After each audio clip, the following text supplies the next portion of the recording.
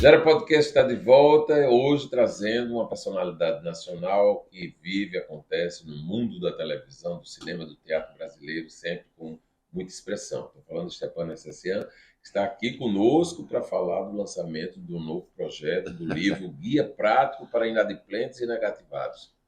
E aí, bom dia, boa tarde, boa noite, é a hora que você estiver assistindo. Boa, Né? tudo é. Me fala, vamos falar da vida, Vamos né? embora. Vamos embora. Bem, assim, fazendo uma síntese, é uma vida com uma trajetória bastante atuante no mundo artístico brasileiro. É, bastante. Bom dia também, boa tarde, boa noite a todos. Prazer estar aqui com vocês. Pois então, rapaz, tem muito tempo de estrada, né? Muito tempo, né? Eu comecei muito cedo, com 14 anos de idade, eu tinha feito meu primeiro filme. Eu morava em Goiás, lá um Isso. pouco antes já estava agitando algumas coisas ainda muito cedo, mas trabalhando já lá. E aí você vai trabalhando, a vida vai te. Levando, né? Você Literalmente. não foi um negócio de um planejamento, uma meta, alguma coisa, não foi nada disso, foi, Acontecendo. foi acontecendo naturalmente, né? Aí saiu de Goiás, foi para o Rio de Janeiro, São Paulo, Não, Rio. Rio. Sempre Rio. Sempre Rio de Janeiro, nunca, só fui a São Paulo, assim, ponte aérea mesmo, para ir trabalhar, Isso. fazer alguma coisa e voltar. Mas acabei ficando naquela cidade maravilhosa, Isso. caótica e maravilhosa, mas lá fui construindo minha vida, né? Uhum.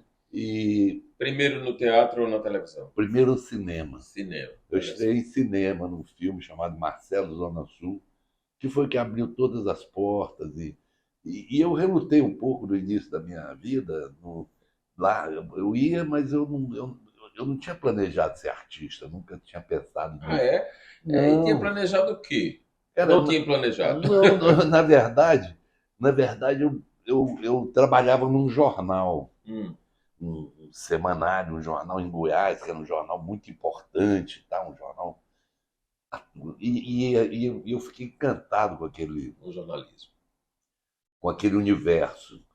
E aí, muito garoto, ainda fiquei ali e fui trabalhando uma coisa no outra, e fui para revisão, naquela época era revisado mesmo, Isso. virei auxiliar de revisor, pô, para mim foi uma honra, aí fui ficando. E também, por conta da militância política estudantil, Quer dizer que política sempre esteve presente na muito sua vida, né? presente, muito presente. Eu era militante, fui do Partido Comunista muito cedo, do velho PCB, né, do antigo Uhum. PCB, era do núcleo secundarista, entrava para o ginásio, estava no. E o momento de efervescência que o Brasil vivia era um momento que chamava todo mundo muito para a política. Né? Hum. Eu sou de 53, mas eu me lembro que em 63, tinha 10 10 anos, anos. mas eu me lembrava muito do clima que o Brasil estava envolvido, era um clima assim, muito efervescente de participação. Sim, Eu estava me lembrando que eu achava assim, uma coisa bonita, foi na época da campanha para erradicar o analfabetismo no Brasil. sim. Então, aquilo você viu a participação da sociedade inteira, as igrejas católicas, as igrejas adventistas, os centros espíritas e tudo abriu suas portas para ter lugar para as pessoas adultas e tal. Os alunos, já que eram mais adiantados, Sim. universitários, faziam um curso rápido de alfabetização e iam tentar alfabetizar camponeses. Então, você via uma união, assim, uma coisa e ela, essencialmente, ela é política. Então, Uhum. a minha identificação com a política é essa, não é? Explicou tudo para mim, porque a gente sabe que você teve atuação parlamentar, né? Vereador, deputado federal, É, presidente de sindicato, quer dizer, é, e é, sindicato está muito ligado à política, né? De classe e exato. tal. Então, justificou. Eu não tinha entendido ainda, até por não pesquisar, a É, sua saída de cena, né? é, Literalmente, da TV, do teatro, por um isso. tempo, para poder se dedicar É. integralmente à política. Foi assim. Foram 10 anos que eu fiquei. E eu já era também, assim, muito. Uma bússola muito assim na minha vida, sempre foi procurando. Você está feliz ali? Tá Hum. indo. Felicidade para mim não tem o significado, está tudo dando certo. Não. Não. Está feliz mesmo com as adversidades, com as dificuldades, mas se você está gostando do que você está fazendo, é de Sim. verdade, você fica.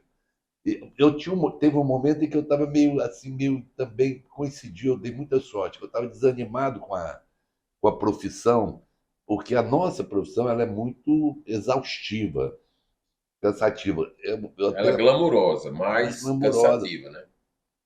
Eu vou até abordar isso no encontro que eu vim fazer aqui com o pessoal dos sindicatos e tudo. A nossa querida Sheila ali, eu falo que é resiliente, que essa aí, quando ela quer uma coisa, é melhor, igual aquele o Joãozinho, E é bem dá boazinha, logo, né? dá logo, dá. Mas eu estava vendo que essa semana que passou, eu estava no aniversário do Reginaldo Farias, fazendo 86 anos, meu grande irmão, então nos encontramos com vários atores, o Otton Baixos e tal, Ari Fontoura. E aí depois eu saí de lá e fiquei pensando, teve um momento aí que a TV Globo, a gente tem que ser muito grato, porque também empregou e emprega Abriu porta, fez janela, 99, vitrine, né? 100%. Mas o que, que acontece?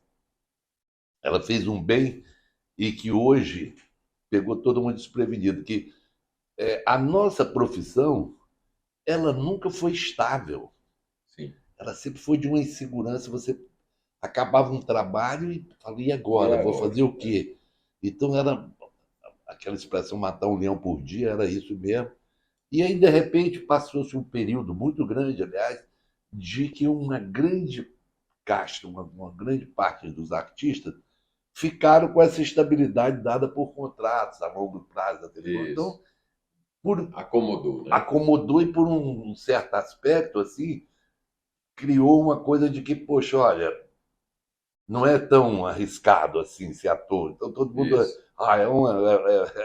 Se der Era sorte, como antigamente, era Banco do Brasil, ou isso. carreira militar, que dá garantia. Era toda a Globo. Era você ser contratado. E de repente esse tipo de coisa, por circunstâncias aí atuais, foram acabando. E eu estou reencontrando, né? Eu mesmo sempre vivi assim, na corda bamba, mas eu estou reencontrando várias pessoas que se acostumaram com aquela. E que estão meio que. Pô, e agora? Como é que é? Eu Como falo, é que vai agora eu ser? voltou lá como se fosse tempo atrás, em que você, né, no cinema a gente fazia, chamava caderneta trimestral, que era você fazia um filme, ganhava um dinheiro, aí pagava os 3 meses atrás, que você ficava, já estava Zerava. devendo, e ó, Isso. daqui a 3 meses Isso a gente mesmo. paga de novo, né? Pô, eu tô entendendo e tô vendo que realmente é algo que é novo e a gente está enxergando, por exemplo, você falou algo que tem todo sentido. A gente nem escutava dizer, fulano vai renovar o contrato, mas era uma coisa muito distante uma da outra. Agora não, toda Agora virou hora notícia. virou notícia, né? Demite, não tem mais o emprego, tá Ou atrás, quando tá correndo atrás. renova, quando alguém faz um contrato de 2 anos, sai até no jornal. É. Olha, Olha como mudaram as as coisas, né? coisas mudam. Muda muito. E aí você Muda muito. fez novela, filme, passou uma época bem integrado, realmente, uma grande época, só a carreira artística. Não, O totalmente. que foi o start para voltar à política? Que estava lá desde o começo. Então, eu tinha assim um desejo de conhecer, de na prática, porque Sim. às vezes a gente Cobra, cobra, do cobra. lado de fora você, né? E até que eu fiz um paralelo quando a gente fez aquele seriado Sob Pressão, Sim. que era médico, uma das coisas que eu mais gostei de participar, porque você vê sempre a questão da saúde pública, você via sempre o desespero do cidadão Sim. vítima daquele sistema de saúde que não funcionava. E E esse seriado resolveu mostrar a lá de cá, né? dificuldade de quem quer fazer e não tem condições, etc. Então, eu sempre gosto de ver as. Os dois lados, né? Para você ter uma dimensão melhor das coisas, né? Aí eu tinha isso. E tinha um grande amigo meu, um senhor que chamava, já faleceu, era Geraldão, era uma figura conhecidíssima, Geraldo Rodrigues dos Santos, dentro do Sim. meio da política, foi do Comitê Central do Partido Comunista. Cara que tinha um histórico, foi eleito deputado estadual em Santos, dos mais votados em 1945, quando o partido tinha sido legalizado. que foi aquele grande golpe, legalizou o partido elegeu gente de todo mundo. Aí falou, então são vocês, seus comunistas, fecha o partido, prendeu todo Todo mundo, mundo. foi preso, inclusive. Aí o Geraldo, ele sempre falava para mim, ele falou, olha, você precisa, você tem que ter um pouco dessa responsabilidade. E realmente eu fui, me candidatei, fizemos uma campanha bem artesanal, fui eleito a primeira vez, ia ser Vereador, né? vereador, aí quando me candidatei à reeleição, fui segundo, terceiro mais votado no Rio de Janeiro, foi Sim. muito bom. Mas aí tem sempre esse negócio que eu acho que é um equívoco, né? Mas é um equívoco que acontece o tempo todo, que é como se fosse carreira. Sim. Tem que ser deputado Vereador, estadual, depois. estadual, federal, senador. Pô, quando, na verdade, eu acho que uma hora vão chegar à conclusão de que talvez de todos esses cargos o mais importante seja vereador. Uhum. Porque no fundo, é quem está perto Que da convive, cidade, né? está ali, perto do seu eleitor, etc. E tal. Todo mundo fala isso, viu? Dizer Bom, que o mais importante é o vereador, mas todo mundo mas fica todo mundo pensando lá quer ir na frente, embora, né? todo mundo quer ir embora. Porque o município não é valorizado, né? O Uhum. municipalismo, É. no fundo, pô, E qual assim, traduzindo, você parou, né? Você não está mais no exercício da de função mandar. parlamentar. Não. O que é que você traz de experiência como um aprendizado que ficou para sempre? Eu vou pedir só um intervalo, porque a gente está precisando tomar uma aguinha aqui e a gente volta já já.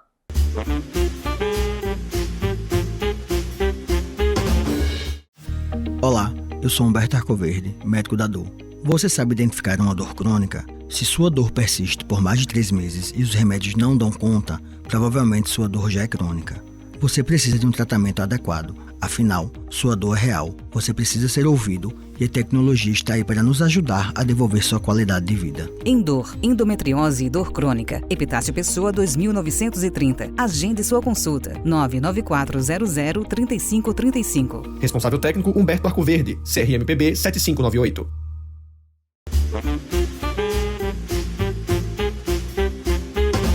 Bom, aprendizado, né? O aprendizado da política. Eu estou aqui com o Stefano Essencial, você está aí acompanhando, e a gente conversando agora sobre política. Já falou um pouquinho da vida artística, mas vamos concluir a política para poder entrar no universo das artes. Me fala do aprendizado. Foram 10 anos, você falou? Eu fiz um mandato e meio como vereador. Sim. E depois já fiz mais um como deputado federal, 4 anos. Quer dizer, chegou a Brasília. Brasília, capital da esperança. E lá em Brasília você vê que realmente o cenário é outro. Eu até brinquei, repito isso sempre. Quando cheguei lá, eu falei, pô, em cinema, coisa, eu falo, figurante não fala, porque às vezes você está gravando, mas figurante não pode falar.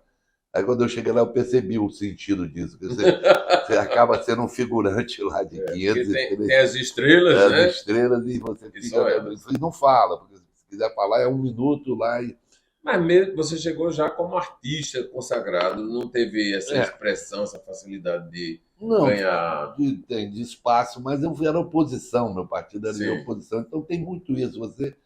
O papel que é relegado à oposição, você não tem grandes participações em nada importante, em comissões, relatorias, etc. E tal. Você tem que ficar ali. No voto só. Quando for, caso. É verdade. Mas mesmo assim eu consegui algumas coisas assim. Por exemplo, eu fui surrupiado na ideia, mas a primeira coisa que eu fiz foi criar a comissão permanente de cultura da Câmara, que existe hoje. Você foi apoiado por quem? Pela própria mesa diretora. Pelo seguinte, porque foi o terceiro documento que entrou pedindo naquela legislatura. Antes de mim, só 2 pessoas botaram outra coisa.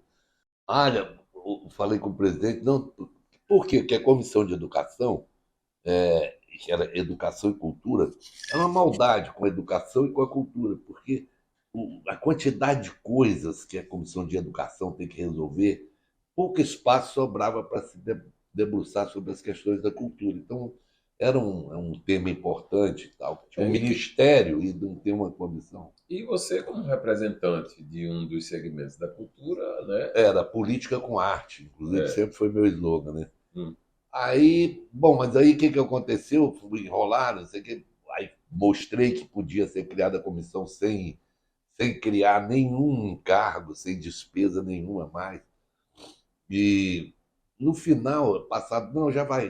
O pessoal fala, já vai. Passou um ano e não acontecia nada, mudou o presidente da muito Câmara. decepcionante, É, né? e eu, poxa, e a minha comissão, e a comissão, e a comissão. Aí um belo dia tiveram que acomodar uns questão de partido, etc. E Sim, tal. Aí precisava criar uma comissão para dar para um determinado partido, para a sim, composição deles. O que, que eles fizeram?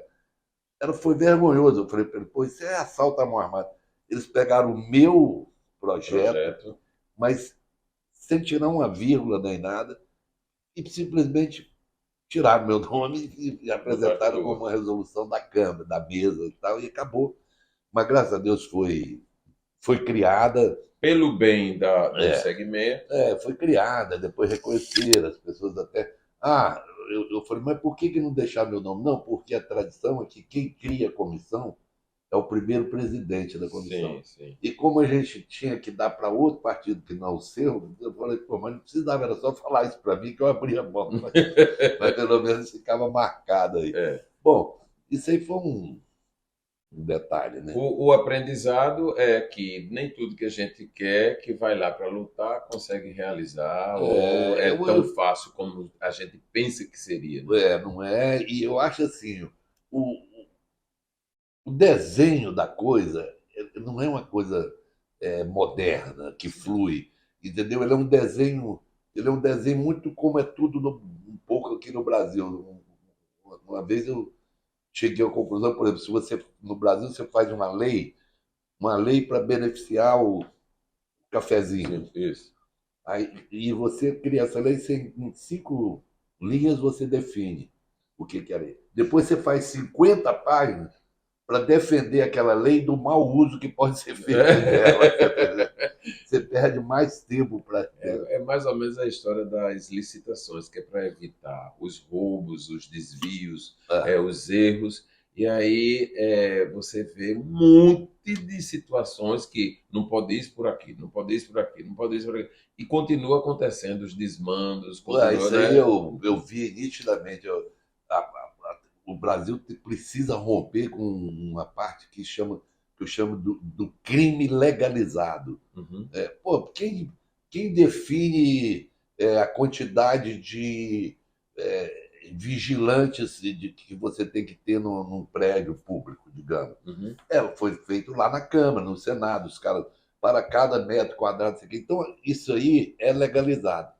Eu, por exemplo, fui presidente da Funarte, no Rio de Sim. Janeiro e tal. Como é que foi essa experiência? Boa também. Durante 2 anos eu fiquei ali. É uma experiência com o serviço público que eu conheci um pouco, assim, e que também é cheio de amarras e de coisas que não permitem ele Você andar. avançar muito as Isso. coisas. Por quê? Porque eu chamo uma coisa bem legalizada. Eu tenho um teatrozinho e tal, que eu sei que com um vigia na porta, então 3, porque é 3 períodos de 8 horas, Sim. que com 3 vigias e mais um cara à noite, 4 pessoas, é uma porta, uma entrada, não sei o quê. Só que você entrando lá tem 5 pavimentos. Sim. Aí, na hora de você licitar a empresa que vai fazer vigilância e limpeza, não se leva. Eu não posso considerar o que eu preciso, eu tenho que considerar a metragem, que é uma lei que foi feita lá, etc. Então, de cada tantos metros tem que ter mais 2 vigilantes e mais não sei o quê, e tem que ter um supervisor. Aí viabiliza. Aí o que acontece? Você gasta dinheiro pagando essa para você poder estar dentro da licitação. Isso. Né? Então, isso leva a verba toda, por exemplo, a Funarte, que é uma fundação que devia cuidar da arte em todo o Brasil. Isso. Quando você chegava, 94% do dinheiro do orçamento da Funarte já era todo empregado e comprometido com essas despesas, e sobrava 6% Para investimentos. você investir. Então era triste, porque, por exemplo, você pagava lá 40 milhões, e aí chega um grupo de jovens artistas que foram convidados para dançar em Londres, no festival, e etc. E tal, e não tem dinheiro da passagem, precisava de 12 mil reais, não tinha. Uma mendicância. Agora, me fala uma coisa, guia prático para inadimplentes e negativados. Isso aqui é resultado da ação política. É resultado da ação prática mesmo, de inadimplente.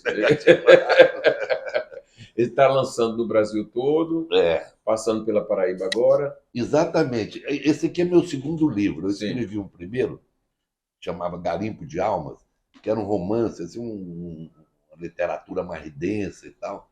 Eu sempre fui um apaixonado por escrever, mas sempre tive muito medo de fugir dessa missão durante anos, mas agora resolvi encarar e seja o que Deus quiser. Isso. E o Guia Prático, como era o meu segundo livro, ele surgiu assim, eu falo, primeiro que, por ver o quanto a questão econômica mal ajambrada no mundo inteiro, mas como que o desenho do capitalismo, né, que sempre foi difícil você viver, sempre teve gente rica, gente pobre, gente e tal, mas como nós estamos vivendo um período em que ele está massacrando mais do que nunca o cotidiano, a vida das pessoas, deixando todo mundo um pouco sem saída.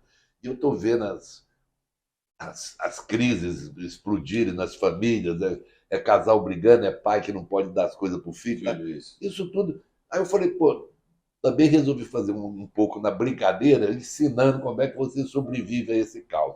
E no meio de tudo isso também dando lá minhas alfinetadas. No que proporciona esse sistema. Esse sistema é o mesmo que te cobra, que gera o boleto, é o mesmo que te tira o emprego e não te dá condições de pagar o que ele está te exigindo de você. É tudo... Está tudo desse balaio. É a mesma figura que faz as duas coisas. Olha só, a gente vai fazer uma nova interrupção, porque agora eu quero falar de arte, de chacrinha. E tem uma história que eu quero contar aqui com vocês, mas só daqui a pouco. Você segura o tranco aí, a gente vai um comercialzinho rapidinho e volta já já.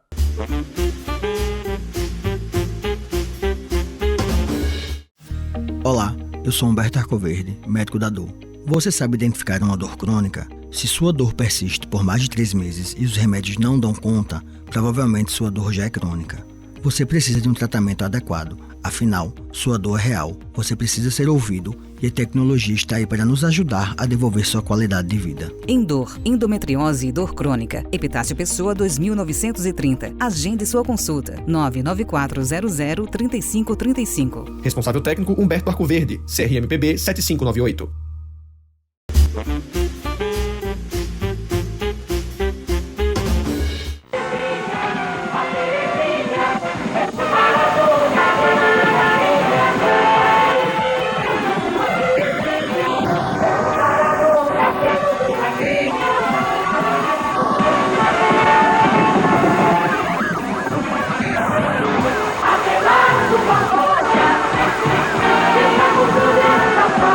O Cassino do Chacrinha.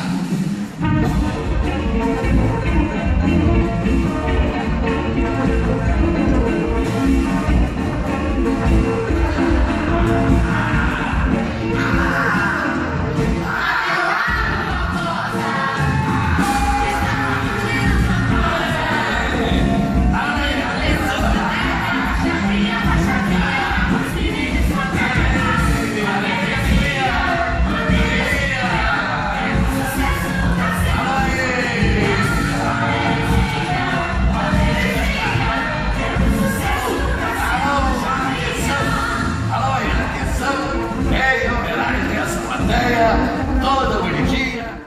Pela quebra das correntes, nada adiantou. E de guerra em paz, de paz em guerra, todo povo dessa terra, quando pode cantar, canta de dor. Bom, e a gente está de volta conversando, um bate-papo aqui muito gostoso com o Chapanã Cecian, que veio a Paraíba fazer lançamento de um livro que já foi, né? Agora a gente vai falar de televisão, cinema e, essencialmente, desse último grande trabalho, que eu acho que é o último grande trabalho na arte de ator, né? Me fala de incorporar, porque essencialmente você incorporou Chacrinha, Pois é. né? Chega a ficar parecido na hora que fala, Porra, não é? fala Porque igual. as coisas vão sendo buscadas, os trejeitos, tal. E como é que é isso? O que é que Chacrinha trouxe para você e ficou? Olha, primeiro foi assim a surpresa. As pessoas falavam, nossa, mas é uma surpresa. Eu falei, para mim também, eu não sabia que ia acontecer daquela maneira que aconteceu. E já tem uma coisa assim que às vezes não se explica muito. Entra uma mistura grande de coisas, assim, uma magia, que eu chamo a magia do teatro, que de vez em quando é raro. Às vezes grandes atores têm uma, uma longa lista de trabalhos, aparece um ou dois que marcaram Isso. E profundamente. a pessoa fica conhecida para sempre com isso, né? E o Chacrinha foi muito isso. Primeiro que quando eu fui convidado para fazer o musical no teatro, eu fiz primeiro no teatro. Sim. E o Andrucha, o Odd, que era o diretor, quando ele me chamou, eu falei, pô, Andrucha, eu acho que tem algum equívoco, porque eu não sou imitador, não pareço, não tem nada. Acho que a única coisa parecida que eu tinha era a barriga um pouco. Mas você é uma figura simpática, né? Aliás, não, é o carioca, é o goiano que é mais carioca que eu conheci na vida, porque tem a coisa do gingado do carioca, né? Todo mundo fala que, pô, você é carioca, né?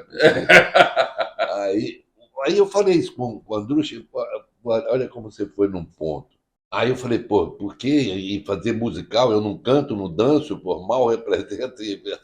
Aí ele, não, tem que ser você quem está aqui, porque foi Fernanda Montenegro, que estava com ele, Sim. e ele falou para ela, pô, a gente está com a maior dificuldade de achar o Chacrinha, não sei o quê, para fazer um...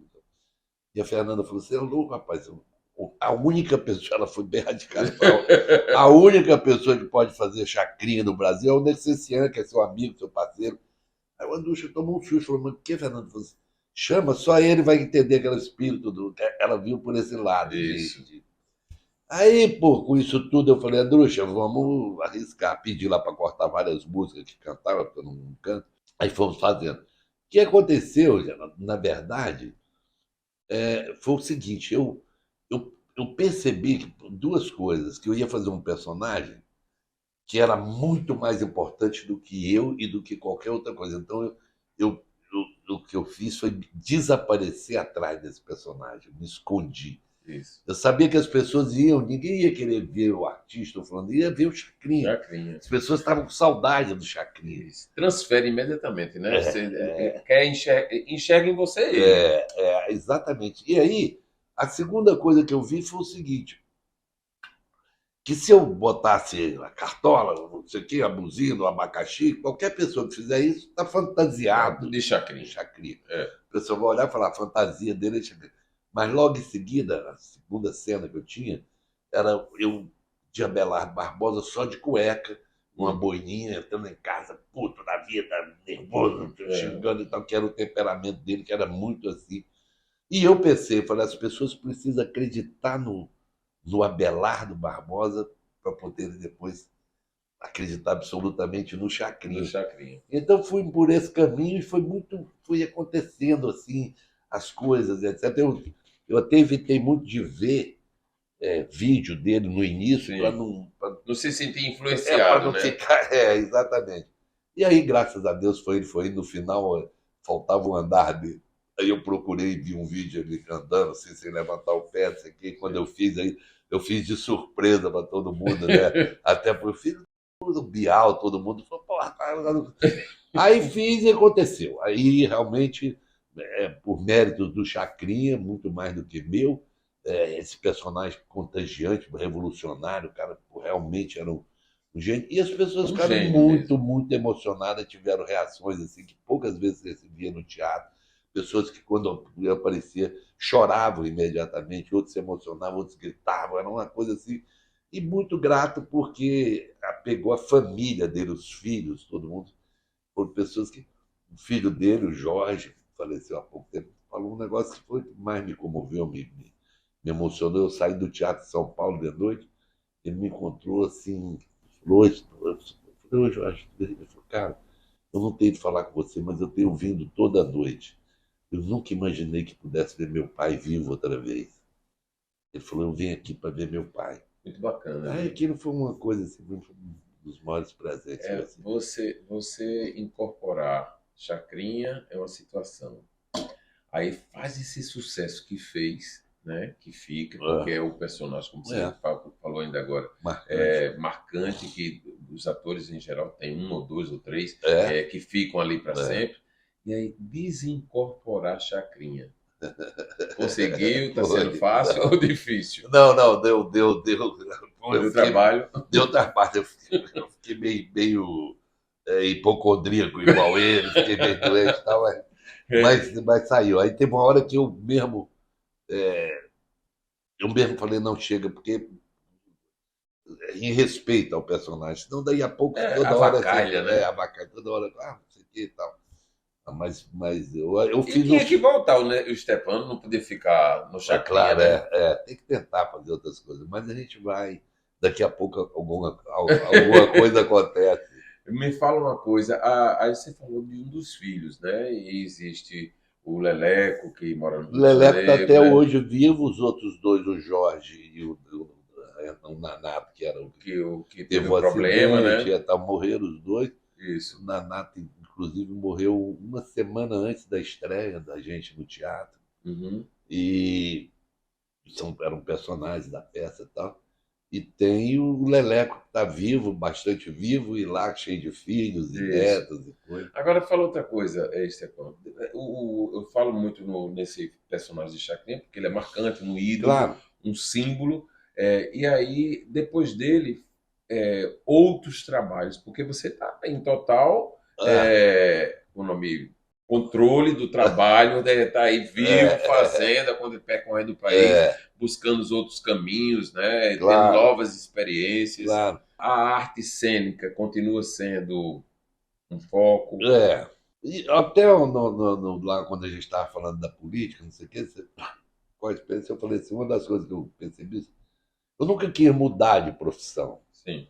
Eu gosto de experimentar as outras coisas, mas o minha base, meu cais aqui, a profissão, é o trabalho como ator, um artista de uma maneira geral, né? Mas eu sempre volto para cá. Então, e agora estou trabalhando. Ano passado trabalhei muito mais do que esse ano. Esse ano está um ano assim meio preocupante. Fiz um seriado na TV Globo, Cine Hollywood, que está essa temporada que está passando. Né? E fiz muitos filmes, muitas participações, que é uma coisa que eu gosto de fazer muito. Porque não é uma coisa assim de muito tempo, né? Você faz ali 3 dias, 5 dias no lugar, tal, eu gosto muito. Fiz vários filmes, bastante filmes até que vão ser lançados. Fiz um aqui em São Luís, no Maranhão, que fiz um com a Lília Cabral, que vai ser lançado agora, em agosto. Participação ou fez o filme? Não fiz filme, era um personagem bem... Eu fiquei uns 20 dias aqui em São Luís filmando. São Luís. Então tem filmado muito. E agora, assim, você fica um pouco... Eu não tenho a qualidade que muitos amigos meus têm, que é o seguinte, se produzir, que é uma coisa importante que você tem, que é falar, eu vou, não estão me chamando, eu faço. Se produzir, ou seja, se trabalhar para pegar novos trabalhos. Fazer e tal. E eu tenho certeza, por exemplo, eu estou fazendo uma adaptação do meu livro, do Guia Prático para Inadimplentes e Negativados, à venda nas boas coisas da internet. Sim. E aí faz um pix para mim. Eu estou tentando escrever um texto baseado nesse livro. Isso. Que é tipo um monólogo assim, tal, teatro, para fazer no teatro, que eu pretendo depois viajar. É uma veia de humor, né? Tem bastante. Carioca. Tem bastante. Faz um pix para mim. Me fala uma coisa para a gente encerrar esse capítulo da série de lançamentos. Aí está percorrendo o Brasil, lançando esse livro. Estou um pouco ainda, não fiz. Aqui na Paraíba que inventaram assim. Não, você vem que aí você lança o livro. Então você veio com outros propósitos. Também. Vim fazer participação aí no encontro de satélites, da classe artística Sim. mesmo. Que aqui é um lugar que tem uma tradição para mim muito. O Edinaldo, né? Cadê? Era o nome dele? Edinaldo do Egito. Nossa, tenho saudade dele quando eu lembro. É mesmo, você conheceu? Conheci, tive com ele aqui. Ele era um sonhador, né? Um camarada que realizava, levava os sonhos e o pé no chão para poder fazer. E eu vi a luta dele fazendo o teatrinho dele aqui, É verdade, na casa dele. a Na casa, dele. transformando no.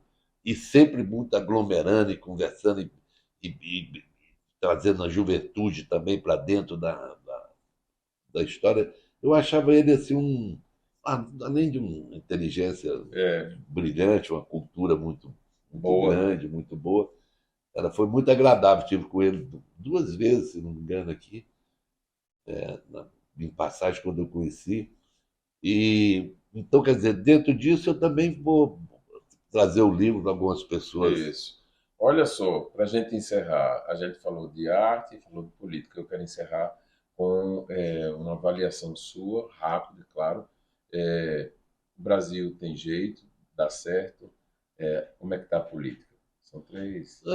Poxa vida, eu digo que eu tenho um cansaço cívico, porque a gente vive acreditando que vai dar certo. O Brasil tem esse vício de dar um passo à frente, 2 atrás, 2 à frente, 2 atrás. A gente está muito distante, tem muitas coisas. Ontem eu vi o comentarista falando uma coisa que eu concordei absolutamente. Você fica assim, como é que está o Brasil, como é que está a economia? Isso. Aí então se fala assim, estamos bem, a economia pode crescer 1, não sei o quê.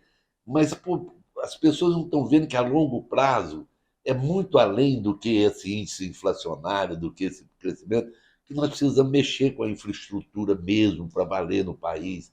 Que pô, o país precisa de asfalto bom, precisa de estrada boa, precisa de trem de ferro. Nós precisamos levar a educação a sério. Você sabe que lá atrás, alguns anos, quando o Brasil estava naquela euforia mundial de crescimento, a gente estava tendo que trazer engenheiro de fora. Se esse país crescer como eles querem, nós não vamos ter mão de obra aqui especializada para poder fazer o país.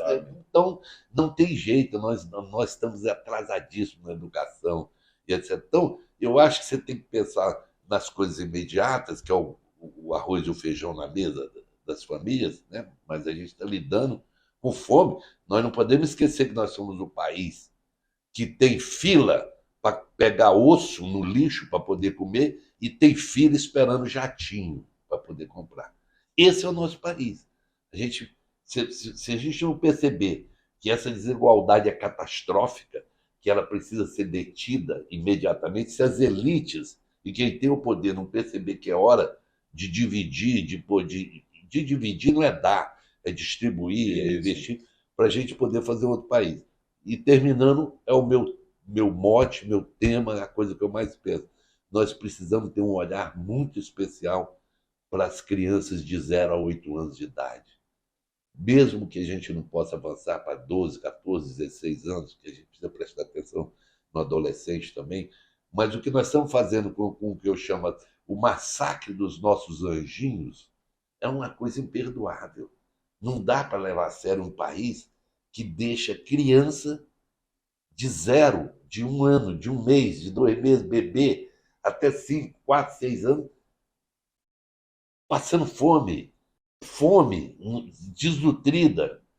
O que as pessoas querem fazer com os nossos anjos? Quem não respeita os anjos é incapaz de respeitar qualquer outra coisa que existe. Então, eu acho que a gente precisa não é ficar debatendo besteira, pensar profundamente. Ou o Brasil se junta para construir um país, ou não vai dar certo. Pensar e agir. Exatamente. Obrigado pela sua presença aqui. Sucesso. Eu que agradeço também. Muito obrigado. Roda e a vida. É isso aí. O Gera Podcast de hoje está terminando. A gente volta outra hora, mas curtam muito aí o Stefano Essenciano. Olha só, não esqueçam de se inscrever no YouTube. Gera Podcast. Todas as semanas, sempre a partir da sexta-feira ao meio-dia. Vou estar esperando você. A Terezinha.